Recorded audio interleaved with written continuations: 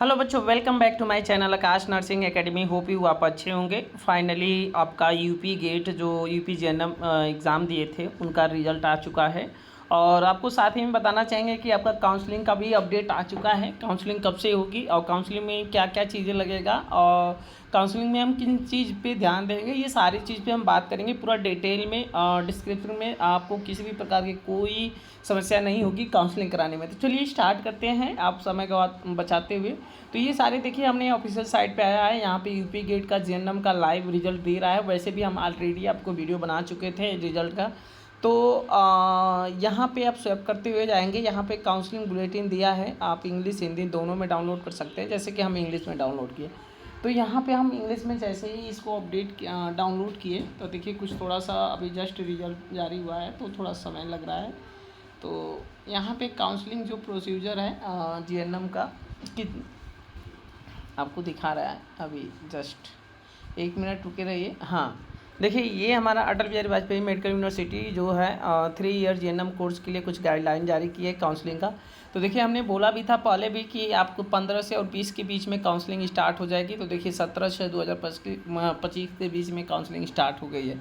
तो देखिए start registration of online counselling, जब आप रजिस्ट्रेशन की ऑनलाइन काउंसलिंग करेंगे वो 17/6/2025 से करेंगे। मीन्स 17/6/2025 से आप स्टार्ट करेंगे। एंड ऑफ रजिस्ट्रेशन ऑनलाइन आपका 23/6/2025 को ख़त्म हो जाएगी। अनाउंसमेंट ऑफ सीट अलॉटमेंट आपका 26 को आ जाएगा। एक्सेप्टेड सीट कौन सा सीट को आपको लॉक कराना है, देखिए 26 को आपको जो चॉइस फिलिंग के रहेंगे कॉलेज वो आपको 26 को आएगा। अब इस 26 को 27 को आपको सीट एक्सेप्टेड कराना है, उसको सीट को कंफर्म करना है, फ्रीज फ्लोट करना है। फिर आपको रिपोर्टिंग करना है कॉलेज पे 2/7/2025 तक आपको रिपोर्ट करना है कॉलेज तक। सेकेंड राउंड आपका 5/7/2025 से कराएगी। इसका 10/7/2025 एंड हो जाएगा। इसका जो सीट अलॉटमेंट होगा 13/7 को हो जाएगा। आपको उसको सीट को लॉक कराने का 14/7 से 19/7 के बीच में आप सीट को रिपोर्ट कर सकते हैं। रिपोर्टिंग कॉलेज का एडमिशन प्रोसेस 19/7 को ख़त्म हो जाएगा। ये सारी चीज़ें, मॉपअप राउंड भी ऐसा ही कराएगा। 22/7/2025 से आपको स्टार्ट होगा। 22/7/2025 को ही इसका रजिस्ट्रेशन ऑनलाइन फ्रॉम कैंडिडेट 1 और 2 का राउंड को स्टार्ट किया जाएगा। End of registration of seat online for candidate log in allotted round 1 और 2 को जो अलाट हुआ है उनकी जो एंडिंग होगी 25/7/2025 को होगी। Display of post resignation seat matrix को आपको 28/7 को डिस्प्लेस किया जाएगा। और फिर से ये जो चॉइस फिलिंग है 31/7 को किया जाएगा। अनाउंसमेंट ऑफ सीट 2/8 को किया जाएगा। ये सारी चीज़ें हैं काउंसलिंग प्रोसीजर, ये पढ़ लीजिए। थोड़ा सा हम इसमें इंपॉर्टेंट चीज़ के बारे में पढ़ते हैं। ये तो डेट तो सब लोग जानते हैं कि 17 से स्टार्ट होगा। आइए थोड़ा सा हम इम्पॉर्टेंट चीज़ के बारे में जानते हैं। इसमें देखिए आपको इसमें इम्पॉर्टेंट चीज़ क्या है। देखिए इसमें ऑल प्राइवेट जितने भी हमारे प्राइवेट कॉलेज हैं इसमें सारे अटल बिहारी वाजपेयी से अटैच हो गए हैं। तो all private college affiliated UP state medical faculty GNM program, जो यूपी स्टेट मेडिकल फैकल्टी से अटैच हैं वो सारे इसमें इंक्लूड किए गए हैं। जैसे कि केजीएमयू हो गया, school of nursing Brahmanpura hospital Lucknow हो गया, एलआरआर स्कूल कानपुर हो गया। ये सारे हमारे गवर्नमेंट कॉलेज हैं। ये गवर्नमेंट कॉलेज में आपको चांस है एडमिशन लेने का। मैं कट ऑफ भी बता दूंगा कितना कट ऑफ जाएगा गवर्नमेंट कॉलेज का और प्राइवेट कॉलेज का। एज आपका 17 साल होगा और मिनिमम आपका 17 साल कंप्लीट होना चाहिए minimum qualification admission as per INC regulation, INC approval college के साथ कुछ ये आपको गाइडलाइन है कि इतना इतना होना चाहिए। 10+2 40% होना चाहिए। ये 10+2 एनम, हाँ यहाँ पे लिखा है कि इंग्लिश है भी 40 मार्क्स, इंग्लिश में लगभग 40 मार्क होना चाहिए। वोकेशनल एनम कोर्स एज भी school recognize by Indian nursing council. तो ये सारी चीज़ें हैं। थोड़ा सा हम इन चीज़ पे यहाँ पे आते हैं। यहाँ पे देखिए लिखा है candidate are advise check the college criterion hostel transport फैसिलिटी ET from the seat matrix as well verify from the college. आप कॉलेज से वेरीफाई करके सीट मैट्रिक्स को यहाँ पे चेक कर लीजिए, क्योंकि वो कॉलेज आईएनसी अप्रूवल है कि नहीं है ये भी चेक कर सकते हैं। वहाँ पे हॉस्टल फ़ीस कितना है, ट्रांसपोर्ट फ़ीस कितना है वो भी आप चेक कर सकते हैं। मैं आपको बता दूंगा ऑलरेडी। तो चलिए थोड़ा सा हम काउंसलिंग में चलते हैं।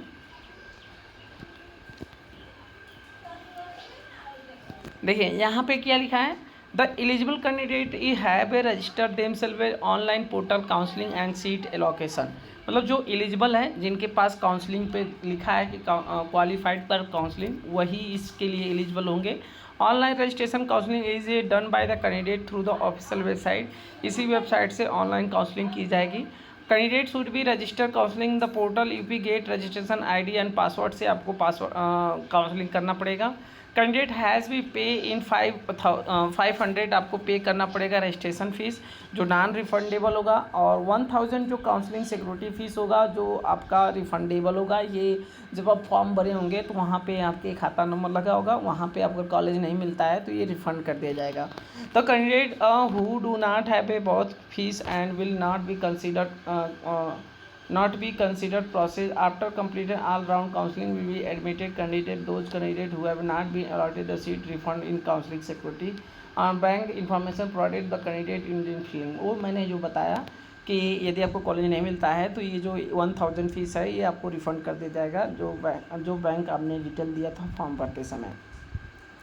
यहाँ देखिए, after seat allotment confirm seat, आप अगर सीट कन्फर्म हो जाएगी तो आपको पे करना पड़ेगा 5000। आपको 5000 फीस पे करना पड़ेगा सीट अलॉटमेंट के बाद।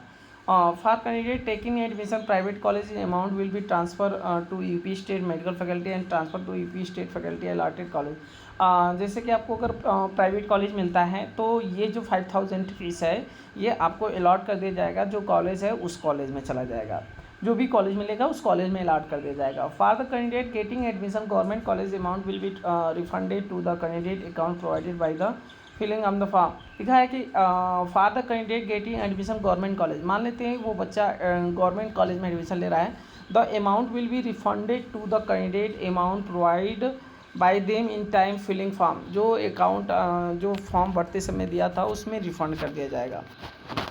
After seat allotment candidate report the person allotted college document verification. जब आपको सीट अलॉटमेंट हो जाएगी तो आपको डॉक्यूमेंट वेरिफिकेशन कराना पड़ेगा। यदि आप उसके अनुसार आपको डॉक्यूमेंट वेरिफिकेशन नहीं कराते हैं, मतलब डेट के अनुसार उतने के बीच में नहीं कराते हैं, तो 1000 और प्लस 500 आपको दोनों का जो फीस है वो आपको जब्त कर ली जाएगी। 7 नंबर देखिए, लिखा है कि after admission the college candidate does not resign from the seat during resignation window 22/7/2025 7/2025 ही या seat confirmation 5000 and counselling security fees 1000 will be forfeited.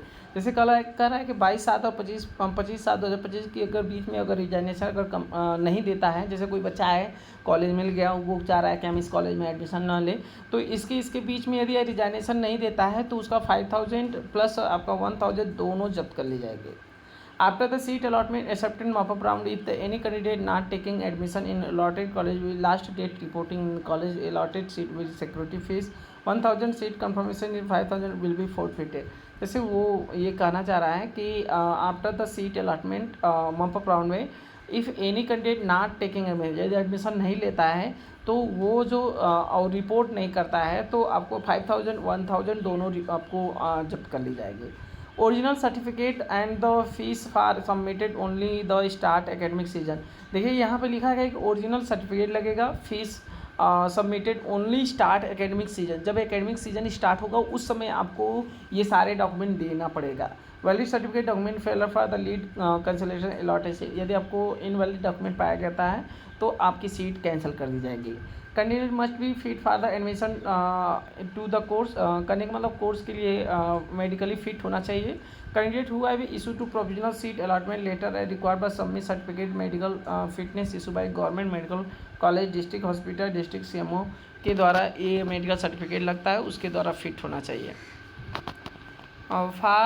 For admission to the all government general training course school candidate must be domicile Uttar Pradesh.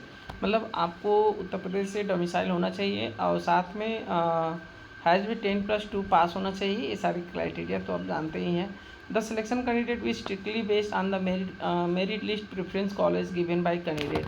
मतलब उनके college के अनुसार जो merit list बनाए हैं preference में डाले हैं उन्हीं के आधार पर उनको कॉलेज प्रोवाइड किया जाएगा। No direct admission any college will be permitted. किसी भी प्रकार का डायरेक्ट एडमिशन नहीं होगा। आगे देखिए क्या लिखा है, candidate register for counselling to fill their choice according to preference. कर रहा है कि यदि कैंडिडेट अगर चॉइस फिलिंग कर रहा है तो अपने प्रेफरेंस के अनुसार ही फिलअप करें, नहीं तो बाद में ये उनको कौन से कॉलेज मिलेगा ये नहीं पता है, तो अपने जिस कॉलेज को आपको लेना है उसी के अनुसार प्रेफरेंस में ही इसको चॉइस फिलिंग करें।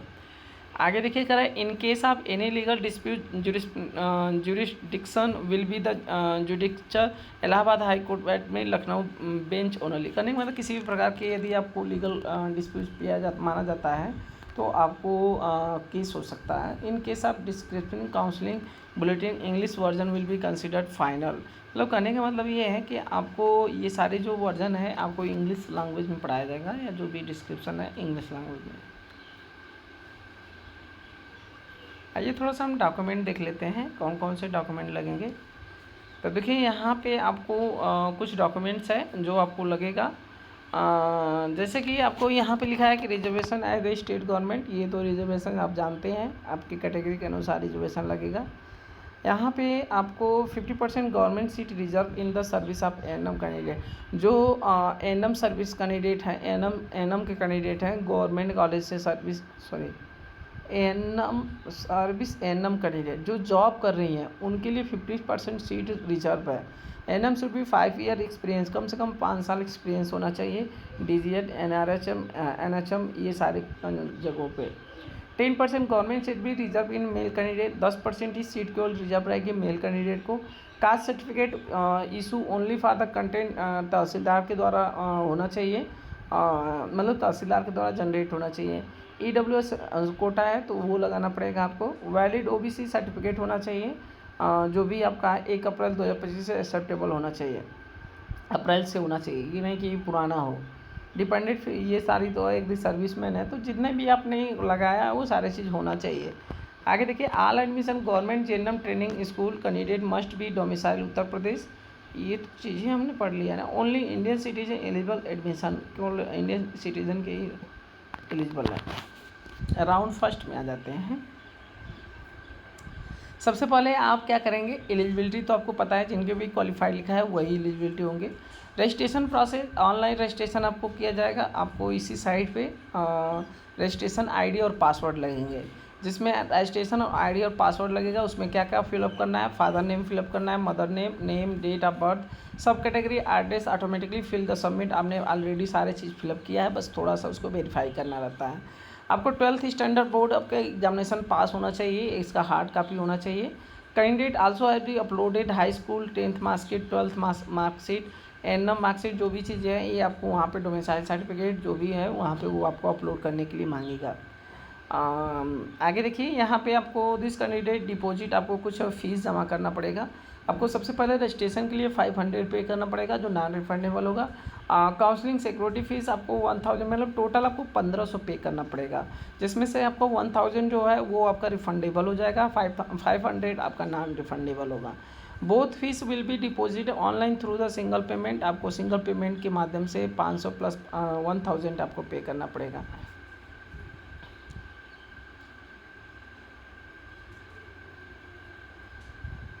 हाँ, यहाँ पे थोड़ा सा हम जान जाते हैं कि जिनको सीट अलॉट हो गया है वो क्या करेंगे। ये तो सारी चीज़ें बाद में भी हम बात करेंगे, तो फिलहाल में हमने ये सारी चीज़ें आपको बता दिया। काउंसलिंग कैसे करना है। काउंसलिंग से रिलेटेड किसी भी प्रकार की अगर आपको कोई समस्या हो रही है तो आप हमें कमेंट बॉक्स में ज़रूर बताइएगा, ताकि हम आपको कमेंट करके आपके सारी क्वेश्चन को जवाब कर पाएँ। और आपको काउंसलिंग करने में भी कोई प्रकार की दिक्कत है तो हमारी टीम इस पर काम भी करती है, और आपको किसी भी प्रकार के पहले शुल्क नहीं लेती है। जब आपको कॉलेज अलॉट हो जाता है तब आपको 500 से लेके 1000 के बीच में आपको फ़ीस पे करना पड़ता है, और इतना ही फ़ीस लेती है। लेकिन वो हमारी टीम पहले नहीं मांगती है, जब आपको एडमिशन हो जाएगा तब मांगती है। तो ये सारी चीज़ें था। यदि आपको काउंसलिंग से रिलेटेड किसी भी प्रकार की जानकारी लेना है तो कमेंट बॉक्स में ज़रूर बताइएगा, ताकि हम आपको कमेंट के माध्यम से बता सकें। और हमारे डिस्क्रिप्शन बॉक्स में मोबाइल नंबर भी है, आप वहाँ से भी बात कर सकते हैं, हमारे व्हाट्सएप पे मैसेज कर सकते हैं। तो चलते हैं बच्चे, मिलेंगे नेक्स्ट वीडियो में नेक्स्ट टॉपिक के साथ।